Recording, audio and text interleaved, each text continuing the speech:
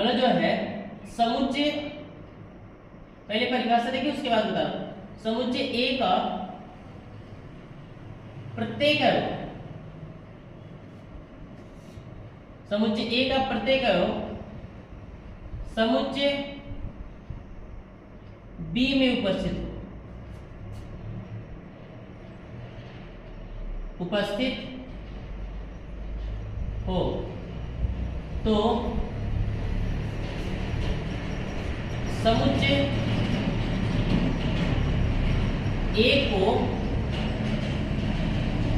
समुच्चय बी का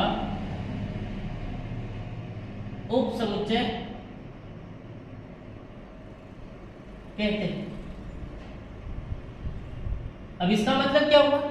यदि आपके पास दो गो समुच्चय है, मतलब दो गो संग्रह है, और अगर ए का मतलब कोई समुच्चय ए है, ए का सारा समुच्चय अगर बी में मतलब दूसरे समुच्चय में पाया गया तो ए उप समुच्चय कहलाता है किसका? बी का। अब जैसे इसको मतलब जो है प्रतीकात्मक मतलब सिंबल रूप में, प्रतीकात्मक भाषा में मतलब सिंबल रूप में देखिए इसे लिखा जाता है। ए उप समुच्चय है किसका? बी का। इसका तात्पर्य होता है, इसका अर्थ होता है x बिलोंग्स टू ए और x बिलोंग्स टू बी। मतलब जो x या यहाँ पे आप लगा सकते हैं फॉर ऑल मतलब प्रत्येक, इसको फॉर ऑल पढ़ते हैं, हिंदी में कहते हैं प्रत्येक x जो a में है, मतलब जो x a का अवयव है वही x किसका अवयव है? b का भी अवयव है। अब जैसे कहेंगे उदाहरण बताइए, चलिए ठीक है उदाहरण बताता हूं। जैसे आप जानते हैं प्राकृत संख्या को n से दर्शाते हैं, कितना होता है? 1 2 3 4, जितना लिखना चाहते हैं लिख दीजिए। पूर्ण संख्या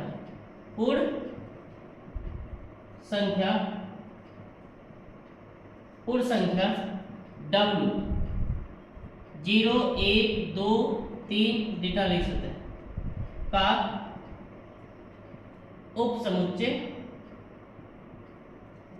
क्या है? क्योंकि प्राकृतिक संख्या का सारा मतलब प्राकृतिक संख्या में एक से लेकर जितना भी गिनती याद भी सकते उतना है, तो इसका सारा इसमें है कि नहीं? एगो बल्कि ज्यादा ही है। तो अगर इसका सारा W में उपस्थित है तो n उप समुच्चय होगा किसका? W का। अर्थात लिख सकते हैं इसको, अर्थात n उप समुच्चय किसका? W। बात समझ? और भी एग्जाम्पल लिख सकते हैं, जैसे मान लो उदाहरण नंबर 1 हो गया, उदाहरण नंबर 2 लिख सकते हैं ऐसे, यानी कि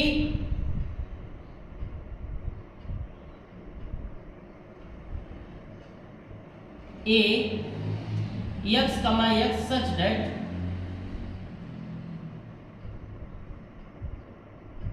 समीकरण x² माइनस 5x प्लस 6 बराबर 0 का मूल है, वह b x such that x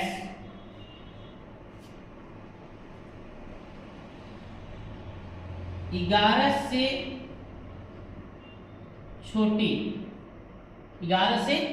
छोटी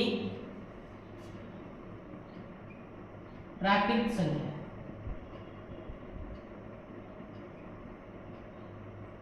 ऐसे। तो अब इस स्थिति में जो है a जो है उप समुच्चय है किसका? b का, क्योंकि a का सारा अवयव b में है। क्यों? a जब निकालिएगा ना, इसको देखिएगा, इसको सॉल्व कीजिएगा तो लिख सकते हैं, तो a b का उप समुच्चय, ए बी का क्या है? उप समुच्चय, क्योंकि ए का सारा किस में है? बी में। क्योंकि इसको हल करिएगा तो इसके मतलब जो है जोड़ने पर 5 गुणा करने पर 6, यानी कि इसके मूल 2,3 आने वाला है। मतलब ए में क्या आने वाला है 2,3 और बी में क्या आना है 11 से छोटे प्राकृत संख्या, यानी कि 1 से लेकर 10 तक। तो 2 3 1 से लेकर 10 तक में तो आ रहा है ना, क्योंकि इसको अगर हल करिएगा ए का मान, इसको जब हल करिएगा, क्योंकि x इस समीकरण का एक मूल है, तो इसको हल करिएगा 2,3 निकलने वाला है। और इसको b को हल करिएगा तो 1 2 3 4 4 डॉट डॉट 10, मतलब 1 से लेकर 10 तक गिनते हैं। तो 1 का संपूर्ण b में है कि नहीं, तो इसका मतलब a उप समुच्चय किसका b का। और भी एग्जाम्पल ले सकते हैं, जितना भी ले सकते हैं, ठीक ना। तो इस तरह से आप समझ सकते हैं उप समुच्चय को। उप समुच्चय समझ में आ गया होगा। चलिए आगे देखते हैं। आगे में हम लोग बात करने वाले हैं उप समुच्चय से संबंधित महत्वपूर्ण तथ्य। मतलब क्या बात करने वाले हैं, उप समुच्चय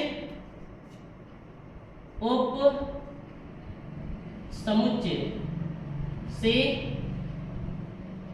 संबंधित महत्वपूर्ण तथ्य। उप समुच्चय से संबंधित महत्वपूर्ण तथ्य नंबर 1, प्रत्येक समुच्चय का रिक्त समुच्चय जो होता है उप समुच्चय होता है। क्या, यानी कि रिक्त समुच्चय, रिक्त समुच्चय को किससे दर्शाते हैं, हाई या ऐसे खाली। प्रत्येक समुच्चय का उप समुच्चय, यानी कि रिक्त समुच्चय जो है प्रत्येक समुच्चय का उप समुच्चय होता है। ठीक। दूसरा, यानी कि प्रत्येक समुच्चय स्वयं का भी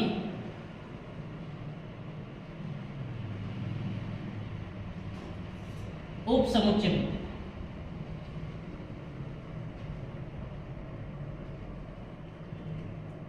स्वयं का भी उप समुच्चय होता है। जैसे ए, देखिए ऐसे दर्शाएंगे, क्योंकि ए जो है ए का सारा ए में, और ये दोनों बराबर भी हो सकते हैं, यानी कि बराबर भी है। तो इस तरह से आप दर्शा सकते हैं, यानी कि कोई भी समुच्चय स्वयं का भी उप समुच्चय होता है। ठीक ना, इस तरह से दर्शाते हैं, यानी कि इसके अंदर सारा एलिमेंट इसका पाया गया, क्योंकि इसमें जितने एलिमेंट है सब इसके अंदर उपलब्ध है, उपस्थित है। तीसरी बात, यदि किसी समुच्चय में n अवयव, कितने अवयव, तो उसके उप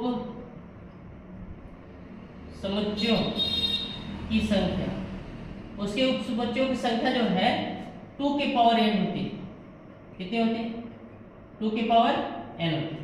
यानी कि यदि किसी समुच्चय में n अवयव, कितने हो, n अवयव हो, तो उसके उप समुच्चयों की संख्या 2 के पावर कितनी होती है, n होती है। जैसे